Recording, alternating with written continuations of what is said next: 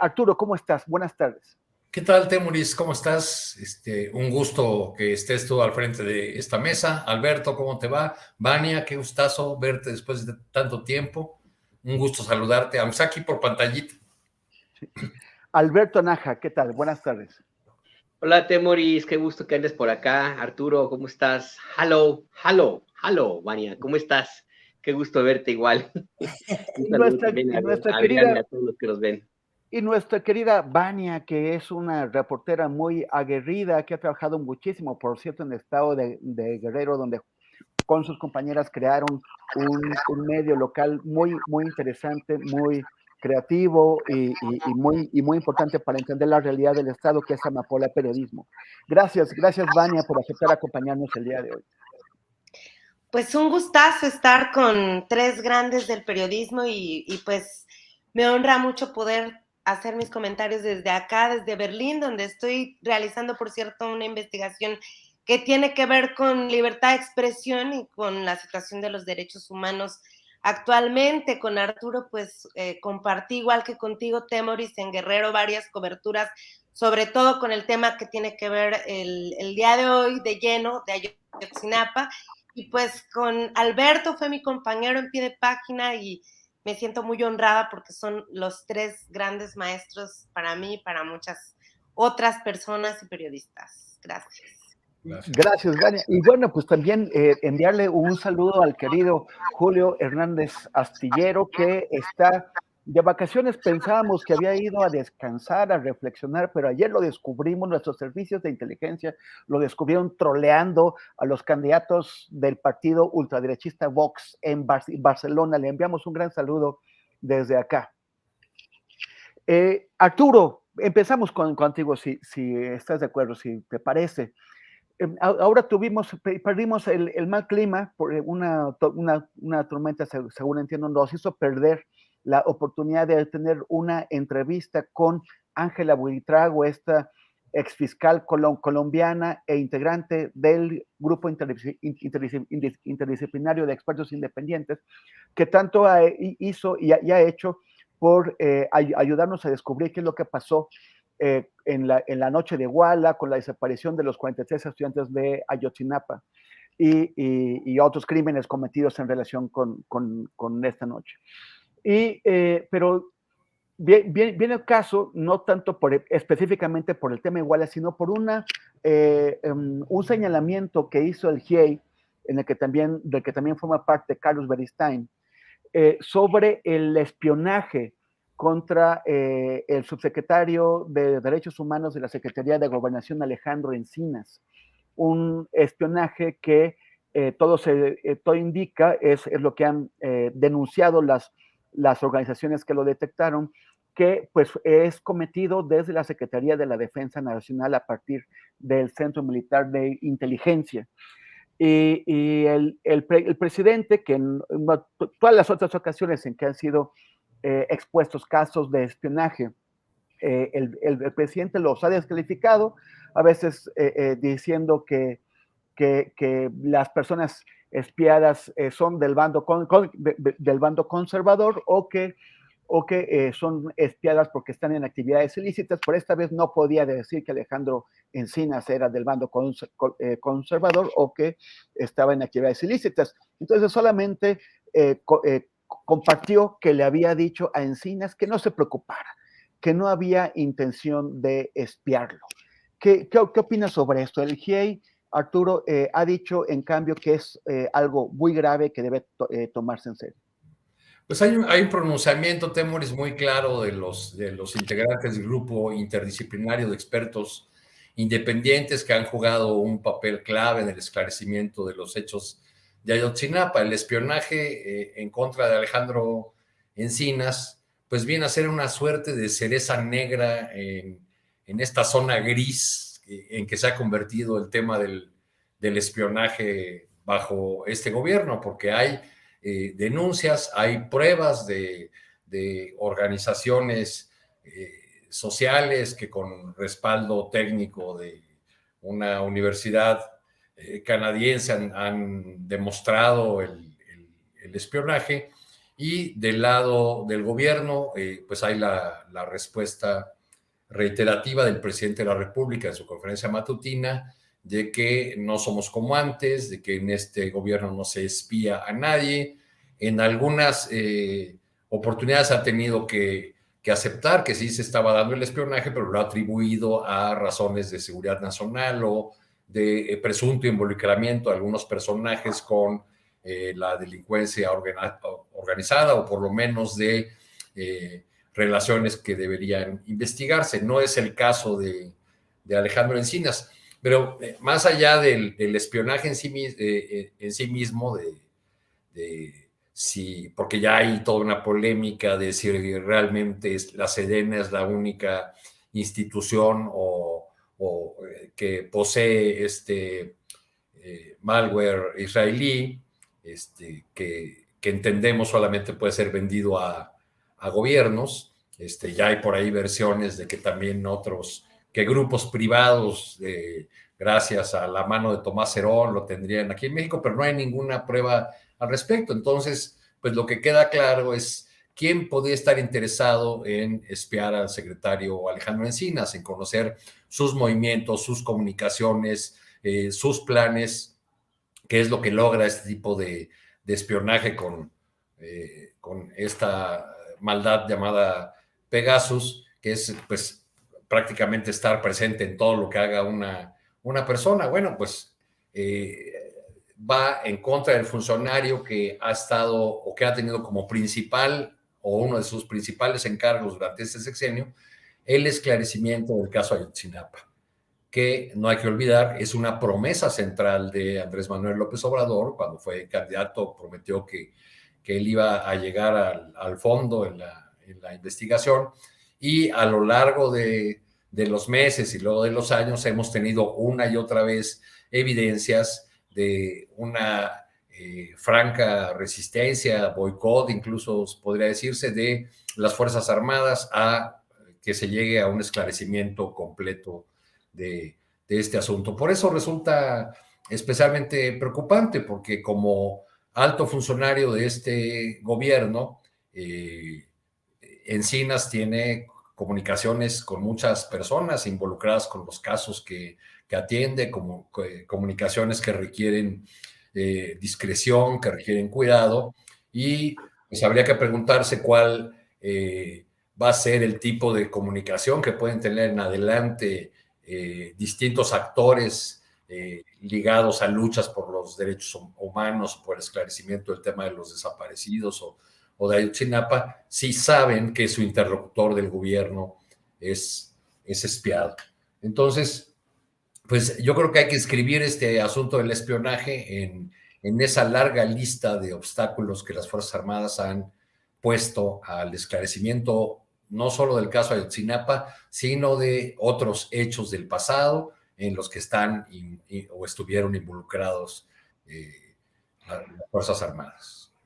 Gracias, Arturo. Vania, siguiendo la línea de lo que dice Arturo Cano, tú que has trabajado tanto en Guerrero, has trabajado tanto con los familiares de los desaparecidos del caso Ayotzinapa, como con gente que padeció la guerra sucia, que está también siendo investigada por la Comisión de la Verdad que preside Alejandro Encinas, y has estado cerca de familiares de desaparecidos, algunos de ellos que acusan al ejército mexicano de haber desaparecido a sus familiares. ¿Tú cómo imaginas que la información de que este alto funcionario del gobierno que les ha pedido su confianza para que presenten sus testimonios, de que está siendo espiado posiblemente por el ejército, ¿cómo crees que esto pueda impactar en su decisión de colaborar con las autoridades y de exigirles verdad y justicia? Bueno, pues yo creo también, siguiendo con la opinión de Arturo, en el sentido de que el ejército no va a dejar vulnerarse recordemos que Alejandro Encinas es el funcionario que pone pues no, con nombre, y pone muy claramente que fue el Estado, que todo apunta a la Secretaría de la Defensa Nacional, ya en este periodo de Andrés Manuel López Obrador, en donde vemos un claro poderío militar en este sexenio, ¿no? Entonces, en el pasado, activistas del Centro Pro de Derechos Humanos también fueron espiados padres de familia de los 43 normalistas, y entonces remitiéndonos al contexto en donde todavía hay más preguntas que respuestas de dónde específicamente están, independientemente de los avances que la misma comisión por el caso Ayotzinapa ha revelado de la voz de Encinas, pues deja ante la socavación de la confianza que de por sí ya los padres de familia, este movimiento de madres y padres, pues le han dicho al gobierno de López Obrador. Fue en el primer día de su mandato que López Obrador se compromete en resolver el caso Ayotzinapa. Estamos prácticamente a unos meses de que el gobierno federal cambie, que empiecen las elecciones federales, y en este contexto, en donde además es la Subsecretaría de Derechos Humanos y Migración, en donde también tenemos problemas migratorios que estén ocurriendo, pues estas filtraciones que hacen revelaciones ya periodísticas y sustentadas, en donde no tenemos además a Alejandro Encinas, pues todavía tomando una decisión o explicando claramente pues esto que se dice muy claro que él ya lo sabía, pues sí nos deja preocupados sobre todo qué va a pasar con este fenómeno de desaparición forzada. Y además del caso Ayotzinapa, hay más de 100,000 familias que están esperando que sus familiares lleguen a casa, y en donde pues el propio gobierno vulnera la confianza que está representada en estos momentos por Encinas, y que en diferentes momentos, incluso cuando admite el gobierno federal que fue el Estado,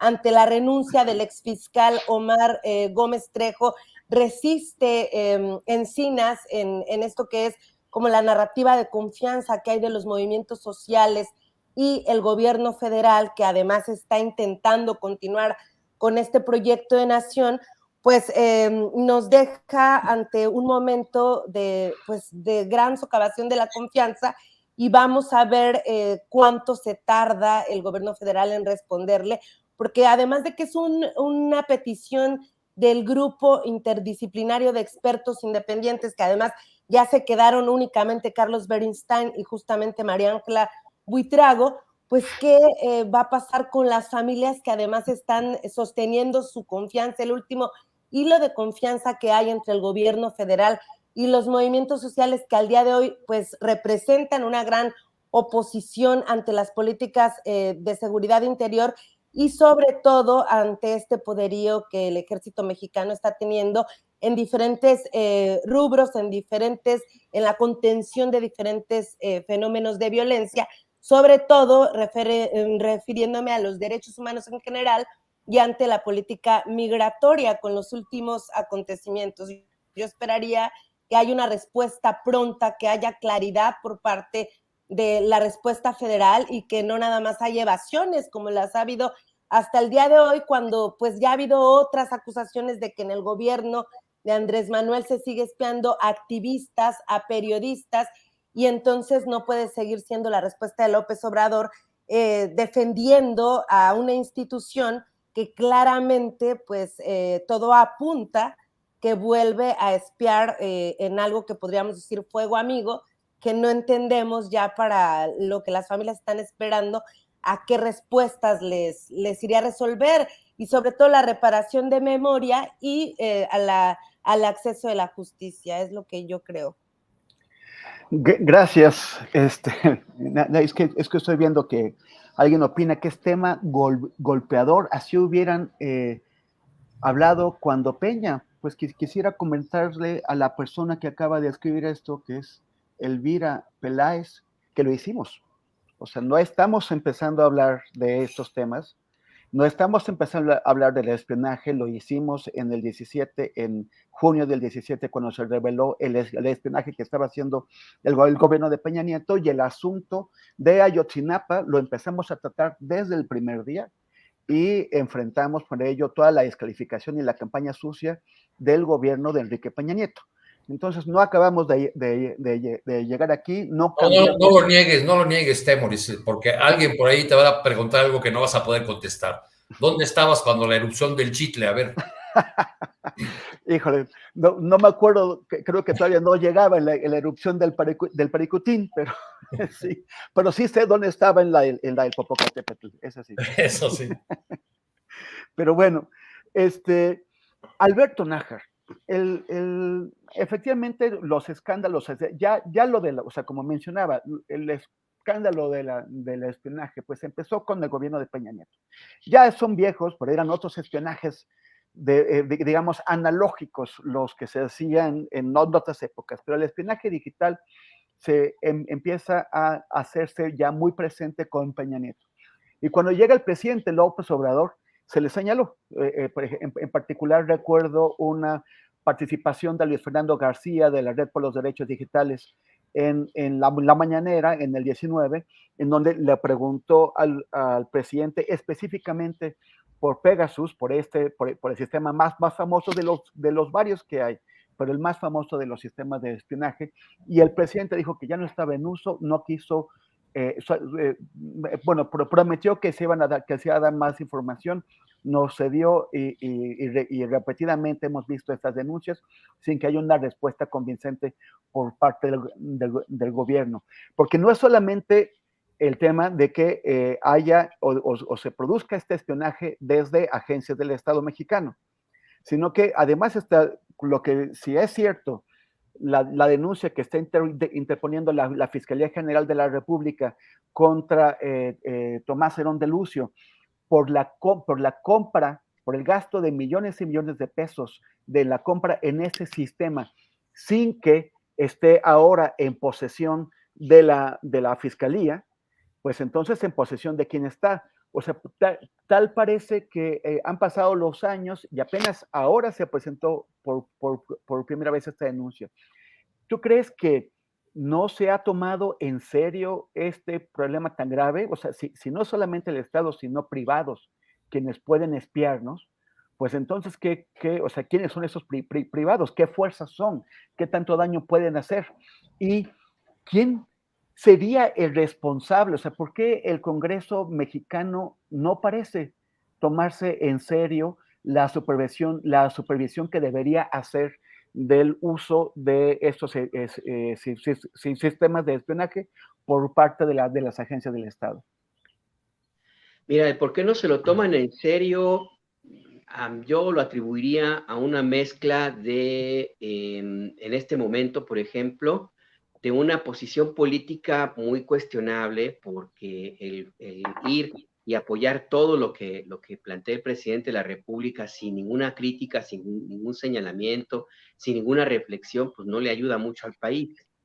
Sí existe esa tendencia de los legisladores de nuestro país, pues de levantar el dedo y de seguir la línea, y en estas legislaturas, estas dos que le tocan a la 4T, pues no ha habido mucha diferencia. También hay una especie como de no resignación, como ya ver como normal que el espionaje existe. De hecho, en México hay este tipo de prácticas desde hace muchísimo tiempo. Digo, seguramente todos los que estamos aquí sabemos que tenemos un expediente por ahí de alguien que nos ha espiado. Yo mismo sé que en algún momento, y no sé si ahora mismo, pero en algún momento, pues sí, yo tuve también vigilancia como otros compañeros, colegas. En mi caso, hasta llegó a situaciones hasta divertidas en algún momento, que ya las compartiré en otra ocasión porque no es el caso. Entonces hay como esa idea de que el espionaje existe y de que pues ya no hay nada más que hacer, se ha normalizado, y lo cual a mí me parece también de mucho riesgo, porque estamos ahora mismo ante un problema que rebasa cualquier otra circunstancia, inclusive el debate politiquero. Más allá, Temoris, de que el presidente de la República insiste en negar, o al menos públicamente, pues voltear la mirada hacia otro lado en el tema del espionaje por parte de las Fuerzas Armadas, concretamente del Ejército, yo creo que debemos tener muy claro que lo que ha ocurrido con Alejandro Encinas es una muestra del riesgo que representa el empoderar de esta manera a las Fuerzas Armadas del país, porque no estamos hablando de cualquier funcionario. Ellos en el ejército pueden argumentar que Alejandro Encinas es un objetivo viejo. Pues sí, Alejandro Encinas tiene mucho tiempo en la lucha, el activismo político, en la lucha por los derechos humanos, del lado de la izquierda. Seguramente tiene también su expediente muy viejo, pero no podemos perder de vista que ahora mismo es un funcionario del gobierno del presidente de la República, es un colaborador cercano del comandante supremo de las Fuerzas Armadas del país. Y a pesar de ello, se hace un espionaje por parte del ejército mexicano, lo cual implicaría de una u otra forma, al menos públicamente, una desobediencia a la orden explícita que ha hecho el presidente de la República de no utilizar el espionaje de Pegasus y otros softwares o malwares que seguramente existen en población civil y mucho menos en un colaborador de Alejandro Encinas. Demuestra también que el ejército no se va a dejar y que el caso Ayotzinapa, por ejemplo, no van a hacer todo lo posible todavía más para que no se resuelva. ¿Por qué? Porque Alejandro Encinas, como bien dice Vania, fue muy claro al señalar que la desaparición forzada de estos 343 estudiantes es un crimen de Estado. Pero Alejandro Encinas y su equipo también empezó a investigar y jalar el hilo de la responsabilidad de mandos militares, algunos inclusive altos mandos del ejército en la desaparición de estos estudiantes y en la eventual colusión de miembros de las Fuerzas Armadas de alto nivel, de coroneles para arriba, en las actividades ilícitas que ocurren, que hay ahí en Iguala, en toda esa zona de Guerrero. Entonces el ejército lo ve como un enemigo, no lo ve como un personaje que está cumpliendo órdenes de su comandante, lo ve como un enemigo. Y si existe esta determinación de espiarlo, a pesar de que es un colaborador del presidente, de que hay una orden de que no lo hagan y de las consecuencias que esto puede llegar a tener, pues estamos hablando de un ejército que simple y sencillamente se empieza a constituir en un suprapoder, en un poder que estaría inclusive hasta por encima del presidente de la República. Y este es el riesgo que yo quiero hacer notar, que representa el haber empoderado de esa manera a las Fuerzas Armadas en nuestro país. Han tenido presencia siempre, han sido el puntal de muchos gobiernos, de casi todos los gobiernos en la historia de México, pero nunca como ahora habían tenido esta capacidad, esta patente de corso que les da, al menos públicamente, el discurso del presidente de la República. Y me parece a mí que esto que vemos con Alejandro Encinas, no podemos verlo nada más como un episodio limitado al espionaje, a la utilización de Pegasus. Yo creo que deberíamos verlo como algo más grande, más hacia adelante, porque yo insisto, el presidente de la República, Andrés Manuel López Obrador, se va el 30 de septiembre del año que viene, y la persona que venga, la próxima presidenta o presidente de la República, no va a heredar por ósmosis el respaldo que podríamos llegar a pensar que tiene el actual presidente de las Fuerzas Armadas. No veo que esta situación pueda mantenerse bajo el mismo control que ahorita más o menos existe por parte del trabajo del Ejército y de la Marina y de la Guardia Nacional, que es una corporación militarizada. Entonces, el Ejército está aquí, las Fuerzas Armadas están no nada más en las calles, están en cualquier lugar, están desafiando de esta manera el ordenamiento básico que implica la obediencia al comandante supremo de las Fuerzas Armadas y adquieren un poder y un desafío a la sociedad civil de esta manera, porque son capaces de espiar al personaje que el presidente de la República ha designado para aclarar el caso Ayotzinapa. O sea, no es alguien que llegó por cualquier circunstancia, fue designado por el presidente de la República. Y a pesar de ello lo espían. Me parece que es ahí un tema que también deberíamos tener presente, de lo que significa este hecho que se dio a conocer por el New York Times, más allá del debate político todo el análisis que podamos hacer sobre el uso o no uso de la licencia, si lo trajo Tomás Herón, quién más lo tiene, etcétera. Yo creo que eso es algo que no deberíamos hacer a un lado, porque sí, ojalá me equivoque, ojalá de veras me equivoque, pero lo que yo veo aquí es el camino de la creación de un suprapoder por parte de las Fuerzas Armadas del país, y eso sí me parece realmente de mucho riesgo. Pues sí, que es muy preocupante, la verdad, pero yo también quisiera saber, Arturo Cano, ¿dónde estabas tú cuando el Movimiento Ciudadano pintó las bardas contra el PRI? Estaba ayudándole a cargar unos botecitos de pintura a Sandra Cuevas para borrarlas rápidamente. O sea, que cuando volvieron a pintar las bardas contra el PRI, ¿dónde estabas? ¿Dónde estabas? Hombre, traen todo un merequetengue, ¿no? Los cuadros de la oposición, ¿no? ¿Cómo les llamaremos a las de oposición, a las corcholatas del PRI? Pero esta jugada del Movimiento Ciudadano parece interesante porque ha dado lugar a muchísimas interpretaciones, ¿no? Lo más divertido en las redes sociales es cómo al mismo tiempo que minimizan al Movimiento Ciudadano diciendo, no, pues no cuentan electoralmente. Miren, aquí en la Miguel Hidalgo, Chertorivsky sacó 2.6% de la votación y Margarita Zavala 10 veces más. Bueno, parecen tan irrelevantes los del Movimiento Ciudadano que quién sabe por qué le preocupa tanto a la oposición y se la pasa llamándolos traidores y diciendo que serán los culpables de que no se configure una gran alianza opositora y de que Morena continúe en el poder, pero se están moviendo muchas cosas en todo ese territorio de las corcholatas, las taparroscas y no sé cómo llamar a los aspirantes de la oposición, son como una familia Telerín, pero aumentada porque es una fila muy, muy larga, porque al mismo tiempo que se da esta campaña del Movimiento Ciudadano particularmente en contra del PRI, aparece una reunión, o se da también una reunión del Partido Verde con Marcelo Ebrard, y Mario Delgado anuncia que tenemos una corcholata más en la persona del exgobernador de Chiapas, Manuel Velasco. Entonces, bueno, ¿a dónde va todo esto? El Movimiento Ciudadano está leyendo que estamos ya frente a las últimas horas del PRI y quiere ocupar ese espacio político. Movimiento Ciudadano piensa que en una alianza con el Verde y llevando como candidato a Marcelo Ebrard podrían competir y lograr que volviéramos a un escenario de elecciones a tercios.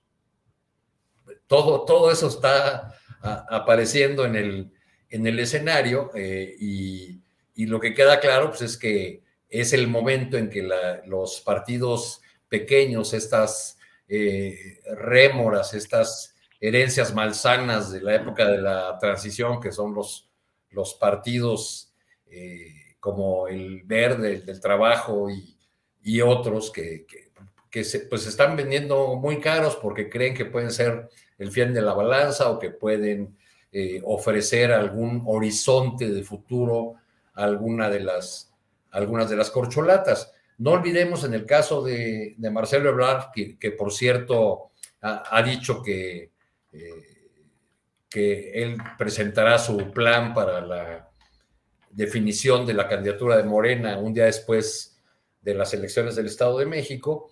No se puede olvidar que el Partido Verde, su nacimiento mismo no se explicaría sin la figura del mentor, del padre político de Marcelo Ebrard, de Manuel Camacho, que fue fundamental para que ese partido naciera, ¿no? Le prestaron incluso cuadros del PRI para que empezaran a formar la estructura en un acuerdo con el padre del Niño Verde, ¿no? Con González Torres. No se podría, así como muchos otros partidos paraestatales no se explican sin la voluntad del poder, su nacimiento. Recordemos la etapa de la reforma política de Reyes Heroles, ¿no? Ahí como se iba a legalizar al Partido Comunista y a alguna otra fuerza de izquierda, al PMT, pues Echeverría y luego López Portillo decidieron apoyar el nacimiento y luego el fortalecimiento de expresiones partidistas supuestamente de izquierda, pero afines a las políticas del gobierno, o francamente gobiernistas, como el Partido Socialista de los Trabajadores de Rafael Aguilar Talamantes. El ferrocarril. Sí, que luego de manera oportunista, como suele ocurrir con esas fuerzas, cuando emerge la ruptura de la corriente democrática y la candidatura de Cuauhtémoc Cárdenas, cambian de nombre, abandonan el PST y se llaman el Ferrocarril, Partido del Frente Cardenista de Reconstrucción Nacional, ¿no? Pues a la manera que están haciendo ahora los de la Luz del Mundo con su movimiento humanista, ¿no? Subiéndose al barco del concepto del presidente López Obrador sobre el humanismo mexicano. Entonces, bueno, pues todos esos movimientos se ven entre las corcholatas y los aspirantes de la oposición, pero en el caso opositor yo empiezo a ver una suerte de, digo, todavía no tienen ni candidato enfrente y ya empezó el canibalismo entre ellos, ¿no? O sea, Sandra Cuevas borrando las barras del MC, Lili Telles bulleando a Santiago Krill, ¿no? Hay dan hasta ganas de salir a defender a Krill, así como, pobrecito señor, qué arrastrada le están dando. Así. Sí, pues es muy curioso que además un personaje políticamente tan menor haga ver la fragilidad de un político, en teoría muy culto, muy preparado, con una larga trayectoria, que lo desarme con 2 o 3 frases, una lectora de noticias. Pues como que eso va mostrando el verdadero tamaño también de algunas candidaturas de la oposición. Oye, pero la candidatura, o sea, Velasco como corcholata sería corcholata de una botellita quitapón, ¿no? Chaparrita del naranjo, sabor chaparrita del naranjo. O de una ampolleta, yo creo, porque así no da como para ir muy lejos. Bueno, pero ¿por qué subirlo al barco? ¿Y por qué no suben a este entrevistado de López Dóriga? ¿Cómo se llama uno que es bien radical, bien... ¿A Lozano? No, Fernández Noroña, que acaba de estar con López Dóriga, ¿no? A él no lo incorporan como corcholata, qué ingratitud, pero sí incorporan a Manuel Velasco, que ni siquiera había manifestado sus intenciones de subirse o de sumarse a la lista de las corcholatas. Pero me parece una manera, una maniobra operada por Mario Delgado para darle salida a esa intención del Partido Verde de subir su costo electoral o su costo de un acuerdo, ¿no? Entonces, bueno, pues ya vente para acá, ya eres corcholata, para que de esa manera no se empiecen a imaginar una posible alianza. O sea, recordemos que una buena etapa en la transición, vivimos elecciones a 3 tercios, ¿no? Donde la disputa era por quién ganaba el tercio mayor, entre 3 bloques o 3 fuerzas. Esa puede ser la apuesta de Dante Delgado, pues es posible, porque Dante Delgado fue un personaje que creció políticamente con ese esquema de la transición y ese esquema de los 3 tercios, ¿no? Ajá. Vania, tú que tienes avanzados sistemas de espionaje en el Estado de México, bueno, perdón, de inteligencia, de ese presidente que es inteligencia, en el Estado, porque no solamente en Guerrero, también operas en el Estado de México. Dicen que, bueno, los priistas acusan a Movimiento Ciudadano de haber sacado estas bardas contra el PRI para sabotear la candidatura de Alejandra del Moral, que según ellos ya es caballo que alcanza gana, que ya alcanzó a Delfina Gómez y que le va a ganar. ¿Tú cómo lo ves? ¿A ti te parece que es efectivamente una jugada de MC para intervenir en contra de la alianza opositora en el Estado de México? Pues bueno, creo que sí hay se pueden ver varios escenarios a partir de esta estrategia, pero a nivel mediático creo que les ha salido muy bien. O sea, Maines ha salido en los noticieros, lo entrevistaron en varias emisoras. Yo he escuchado y también hay ahí como que un mensaje pues de mayor descrédito hacia el PRI, ¿no?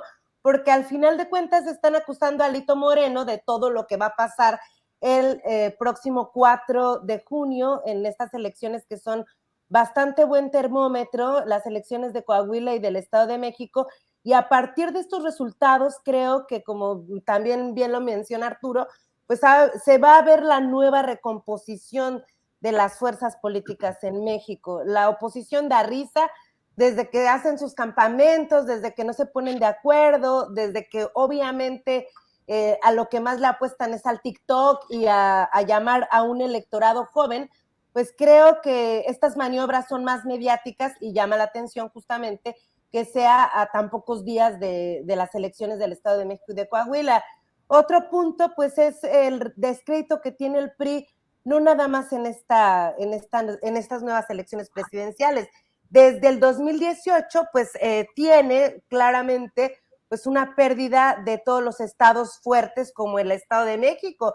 Efectivamente, yo crecí entre Guerrero y el Estado de México y no había municipio que no fuera priista. Hay todo un sistema en el Estado de México del PRI, todas estas frases del que no tranza y sí, el que no tranza no avanza, y como que un priista siempre gana al final, y es que me acordé de una frase muy, muy vulgar, pero no la puedo decir al aire, pero hay todo un sistema, desde los transportistas hasta el candidato más simple, o sea, me refiero a términos de un ayuntamiento, hasta una regiduría, hay toda una composición de fuerzas a partir del PRI, pues ahora no lo estamos viendo, y creo que pues estaríamos viendo también un termómetro muy importante de lo que va a pasar en los estados, además de la Ciudad de México, que claro que pues hay una disputa y casi que se pinta de azul, o hay una parte que se está derechizando. Yo creo que toda la Cuauhtémoc, a partir no nada más de Sandra Cuevas, sino también es como un termómetro de lo que vamos a ver a nivel presidencial, dan risa, pero también creo que no hay enemigo pequeñito, porque el Verde Ecologista empezó siendo un satélite del PRI y ahora pues está aliándose en esta nueva recomposición al partido hegemónico que es Morena, y esto yo creo que pues no nos debe, o sea, sí da risa la oposición por todo lo que hacen y las peleas que pueden ser hasta de niños, pero en términos de dirigencia, de base y de lo que va a pasar en 2024, creo que estas maniobras hasta mediáticas y tiktokeras nos pueden dar como una muestra de lo que va a pasar en los estados que esperan que sean fuertes y que no cambien, o que no haya voto de castigo, o que no cambien pues del partido hegemónico a nivel local, que es lo que le apostó durante muchos años el PRI, y pues que prácticamente estamos viendo un partido que gobernó más de 70 años muerto, ¿no? Ya prácticamente tenemos eso, y pues claro que se están acomodando la chiquillada para ver, como dice también Arturo, quién ocupa ese lugar o quiénes van a ser los nuevos satélites de Morena, ¿no? Gracias, Vania. Oye, y Alberto, bueno, tú que conoces a todos estos personajes políticos de Movimiento Ciudadano que ahora dicen con el PRI ni a la esquina y están muy prendidos, pero bueno, creo que el único que se salva ahí es Juan Zavala, porque él nunca está en el PRI, él es sobrino de Margarita Zavala, sobrino de Felipe Calderón, pero el otro es Álvarez Maínez, que es hijo de un priista de cepa, fue diputado por el PRI, y el señor Chertorivsky, que fue funcionario de Peña Nieto y luego de Miguel Ángel Mancera, ¿no? O sea, qué tanto, y bueno, el patrón del partido, que es Dante Delgado, que pues fue gobernador de Veracruz del PRI. O sea, ¿qué tanto es creíble este argumento de a la esquina, de con el PRI ni a la esquina? Pues está un poco complicado saber si realmente no se mordieron la lengua, porque pues traen, ahora sí que estos como diría ese pobre impresentabilísimo sujeto Felipe del Sagrado Corazón de Jesús Calderón Hinojosa, eso sí traen al priista de adentro, lo traen en el ADN, pues en prácticas, en historia política, en acuerdos, etcétera. Dante Delgado, por ejemplo, pues supo muy bien lo que es el corporativismo cuando fue el virrey de Chiapas en 1994. También, por supuesto, como bien recordaba Arturo, apoyado por Manuel Camacho, que era el comisionado del diálogo por la paz. Dante Delgado le soltaron una cantidad de dinero para comprar conciencias allá en Chiapas, impresionante, con tal de mantener las cosas más o menos bajo control. Y pues sí, este es un pleito ahora sí que de la chiquillada, ¿no? O sea, de partidos chiquitos. ¿Quién iba a pensar que el PRI, el otrora partidazo, uno de los pocos partidos de Estado que todavía quedaban en el planeta, iba a llegar al nivel de disputarse una barda o dos bardas? Sí. O sea, de ese nivel estamos hablando ya a este partido político, al revolucionario institucional, y pues esto yo no lo veo como una escaramuza. Yo más bien estaría pensando, no tanto que estén disputando alguna cuestión grande en términos de botín político o algo así, sino el derecho a ver quién es el partido gozne, el partido, ¿cómo se dice? Bisagra. Bisagra, exactamente, el que pudiera tratar de disputarle, ya ni siquiera a Morena algo, sino pues al Partido Verde esa posibilidad de vender también caro su amor, ¿no? Entonces, pues me parece que es un episodio divertido. No va a pasar, yo no veo que pase más allá de estos incidentes. Yo sí creo que habría que mantener la mirada en Dante Delgado Ranauro y sus colaboradores ahí en Movimiento Ciudadano, porque yo creo que ellos iban por esa misma ruta, se dieron cuenta que pueden vender sus votos, como ya lo han intentado en la Cámara de Diputados. Efectivamente, es probable que la contienda en 2024 por el Congreso sea mucho más cerrada que la presidencial. Yo creo que la apuesta de Dante Delgado es por ahí, tratar de ganar una buena posición, de una buena bancada, para obligar a la próxima presidenta o presidenta que los tome en cuenta más de lo que ahora en este sexenio pues han tenido la participación por parte de Morena. Entonces no veo más allá de un incidente ahí por una barda, por una cuestión de andar disputando las migajas. Es lamentable, pues, insisto en que el PRI se reduzca a ese nivel, pero bueno, pues eso ahora sí que es la realidad de ese partido político. Habrá que ver hasta dónde puede eventualmente esto llegar a trascender. Yo creo que me parece hasta bueno, hasta positivo, Temuris, que se peleen de esta manera. Me parece muy bueno también que esta locutora Lili Telles se agarre del chongo con el que retaba a Andrés Manuel a ser hombrecito, pues ahí se olvidó de sus propias palabras. Santiago Krill se le olvidó, se le fue, y me parece muy bien, porque mientras se sigan entretenidos allí, pues retrasan más la posibilidad de plantear siquiera alguna candidatura que pudiera siquiera ser postulado para 2024. Me movió mucho no quiero llamar ternura para que no sea políticamente incorrecto, pero sí a risa, lo que decía Lili Telles, ¿no? Que yo estoy muy posicionada y saca una encuesta ahí para decir que ella la conocen muchísimo, sin decir que efectivamente la conocen, pero porque tiene muchos negativos ahí. En fin, está bien que sigan peleando. Qué bueno que llegue ahí Sandra Cuevas y meta también su cuchara y borre las bardas. Ojalá que sigan ahí en esa misma dinámica, que hagan un campamento y llegue Sandra Cuevas y los eche como echó a los migrantes. En fin, me parece muy bien. Yo creo que es una buena alternativa. Ahora que pues que yo sí extraño a la carabina de Ambrosio, no sé ustedes, pero bueno, ahí va.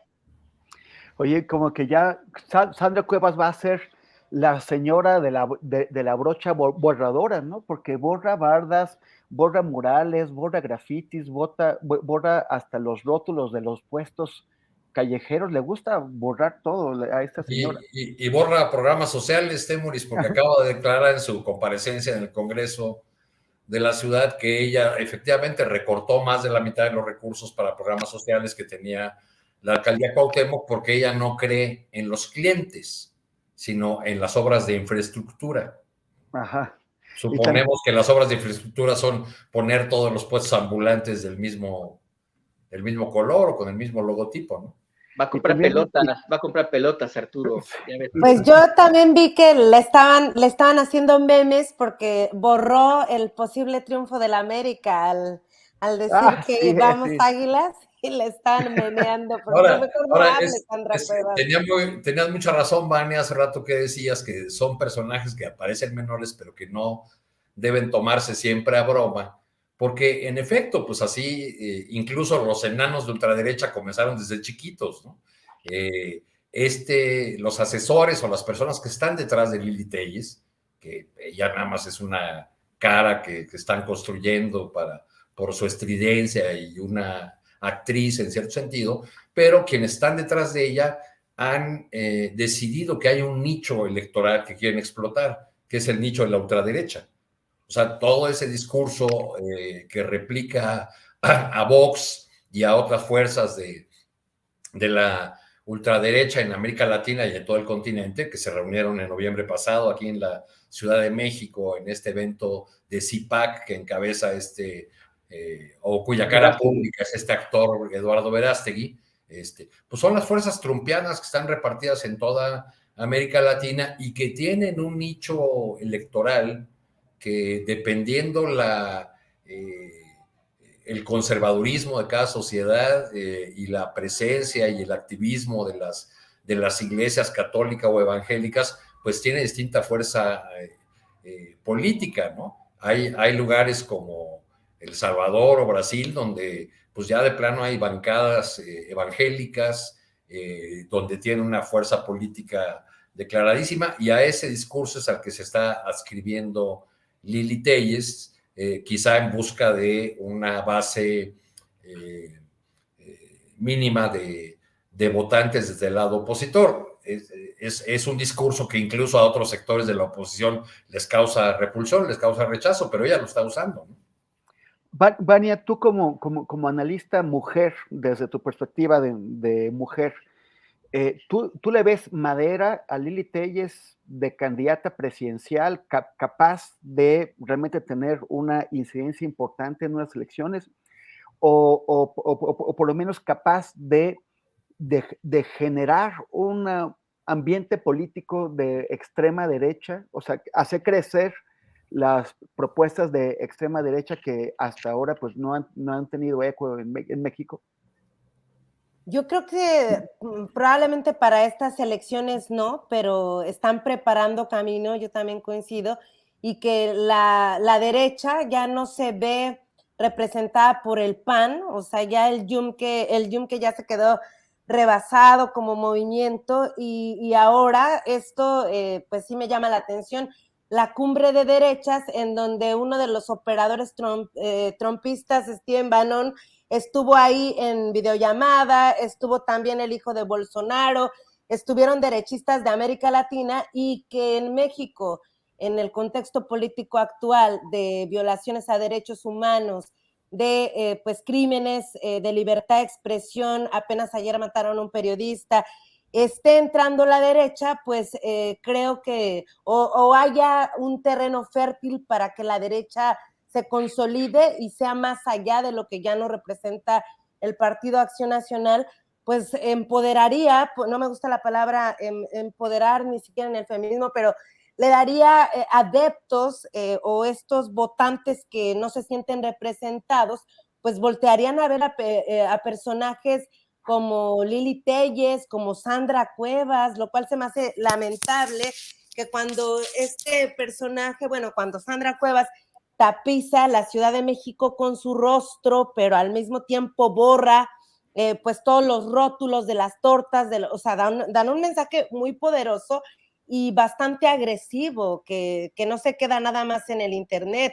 Y podemos ver ejemplos efectivamente como lo que está pasando en El Salvador, y pues que Bukele podríamos decir que a nivel exterior podríamos criticar varias cosas, pero la gente, o sea, él tiene un nivel de popularidad en El Salvador de más del 60% o el 67% de la gente que está de acuerdo con la política de seguridad, desde ser un personaje que podría causar cierta risa, midiendo toda proporción en las mismas construcciones mediáticas que están teniendo estos personajes, que más allá de ser mujeres en el contexto político mexicano, donde 11 mujeres son asesinadas, preocupa porque son mujeres que podrían pues también agarrarse de esta ausencia, y de que el actual presidente pues también no se pronuncia absolutamente a favor de los feminismos en este momento que están creciendo, y son todas las situaciones que yo veo alrededor,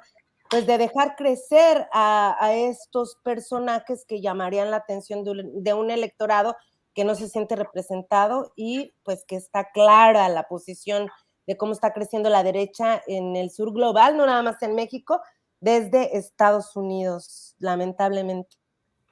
Alberto Nájar, en España, en Italia, en Chile, podría ocurrir también en Argentina, la extrema derecha ha barrido con la derecha, los han pasado por encima de la derecha y están ocupando un espacio e incluso pueden llegar al poder, como ya lo hicieron en Italia, y bueno, y recientemente las últimas elecciones al Consejo Constituyente en Chile, pues arrasó la extrema derecha.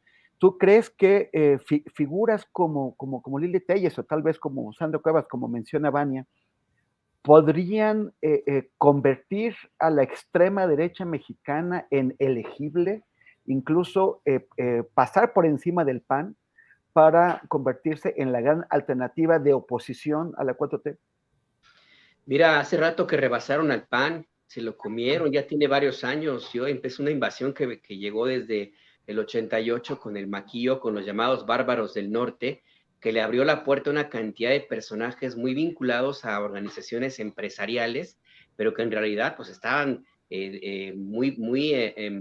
digamos que formaban parte de grupos de extrema derecha, como los tecos, como el yunque, como el sinarquismo, los sinarquistas, lo que todavía reivindican la lucha, la guerra cristera, y están allí apoyados básicamente por un sector bastante conservador, todavía más conservador, de la Iglesia Católica, y que de una u otra forma han estado detrás de una buena parte del éxito político que tiene en algunas regiones del país esta extrema derecha. Yo coincido con Vania, no necesariamente en esta elección van a poder tener algún éxito en términos electorales, pero sí están sembrando el terreno a través de vías que están fuera de la mirada en el debate político. No sé si a ustedes les ha llegado o tengan acceso a los chats que no de vecinos, de familiares, de amigos, que no tienen que ver necesariamente con temas políticos como los tenemos nosotros los periodistas. Allí se difunde una cantidad impresionante de barrabasadas, mentiras y de mensajes que pretenden básicamente satanizar ya no solamente al presidente de la República, sino también algunas de las acciones que se han tomado en otros momentos por parte de algunos partidos políticos. Hay un discurso impresionante antiderechos que se difunde y se esparce ahí en estas redes de WhatsApp, por ejemplo, que encuentran un caldo de cultivo pues bastante nutritivo en ese aspecto, en personas que pues sí no tienen acceso a información al nivel que podemos llegar a tener otros sectores de la población, o que están muy también mediatizados por su propia circunstancia muy peculiar, y que en algunos señalamientos bien manejados por parte de estos grupos, pues encuentran ahí una respuesta a las preguntas que no han encontrado todavía, porque hay que decirlo de esta manera, pues sí, la mañanera es efectiva, pero no es lo más adecuado en términos de comunicación para contrarrestar este tipo de mensajes que se extienden muchísimo.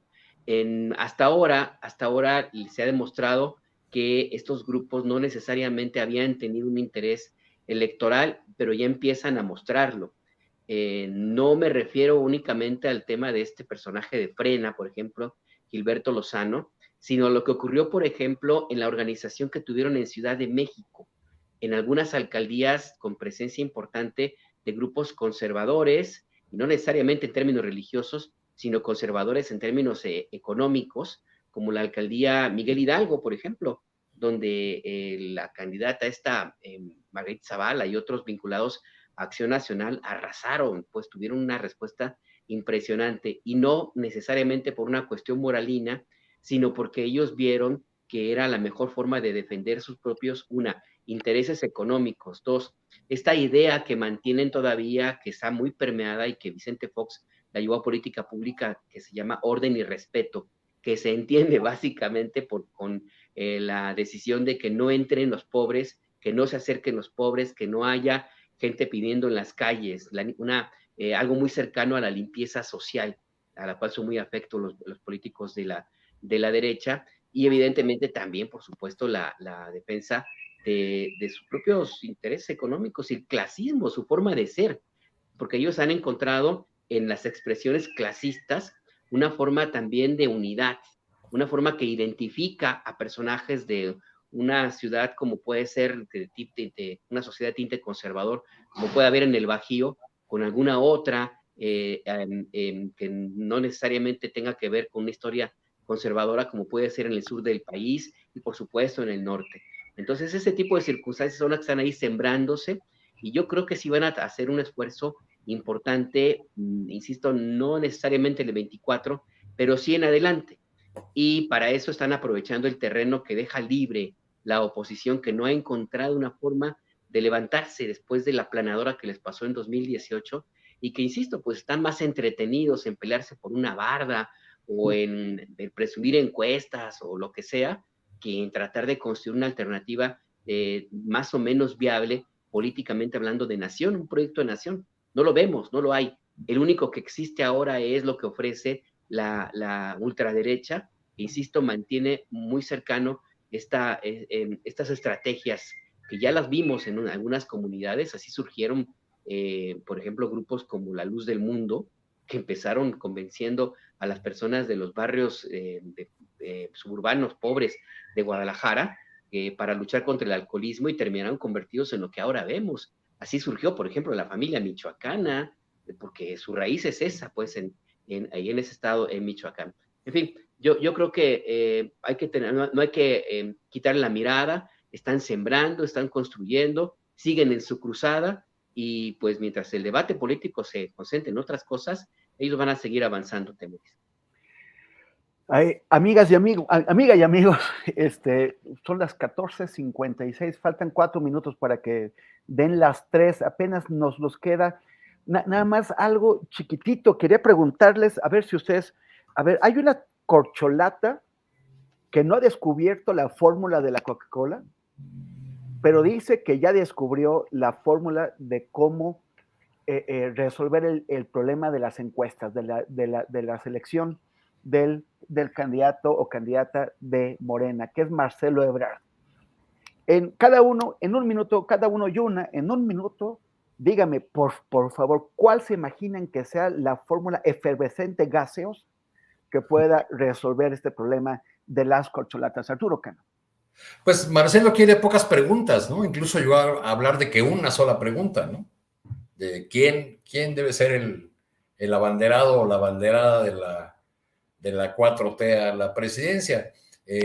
Yo creo que quiere una salida de ese tipo, porque en el conjunto de encuestas que hemos visto, pues en casi todos los temas lo supera la jefa de gobierno Claudia Sheinbaum. Es decir, cuando le preguntan a la gente, a los encuestados, quién tiene más cercanía con la gente, quién es más honesto, quién es más representa los principios del movimiento de la 4T, etcétera, etcétera. Entonces, pues será una fórmula, quizá Marcelo esté pensando en una fórmula que le ayudaría a que no contaran sus negativos, porque él, que pide piso parejo, olvida que no renunció cuando se midió con Andrés Manuel López Obrador en una encuesta, que fue favorito claramente del jefe de gobierno López Obrador para obtener la candidatura a la jefatura de gobierno en la elección interna del PRD, y además que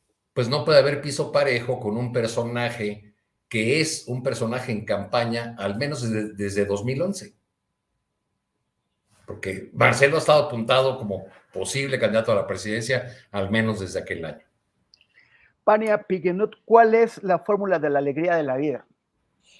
Pues yo creo que Morena tendrá que simplificar, eso sí, o sea, y no pelearse internamente como lo hemos visto en el pasado, porque eso les afectaría independientemente de quién al final sea el candidato o la candidata.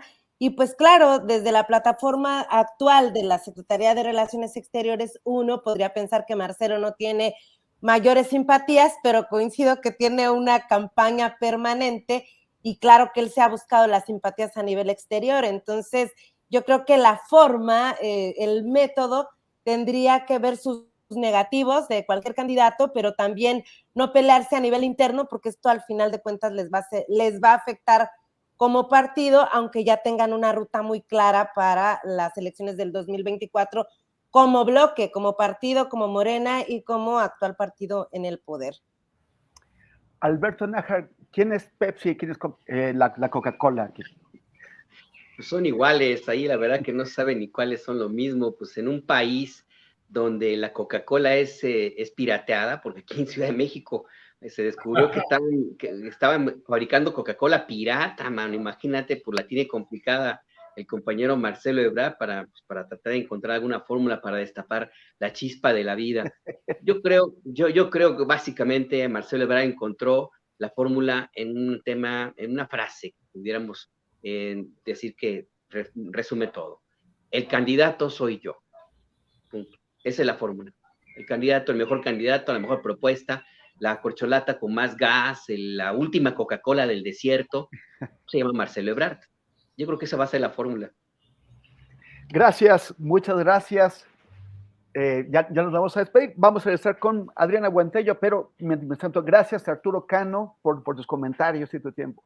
Muchas gracias, Temuris, Vania, Alberto. Gracias a todas las personas que nos acompañaron. Y Vania, qué gusto tenerte con nosotros. Ha sido un placer. Gracias.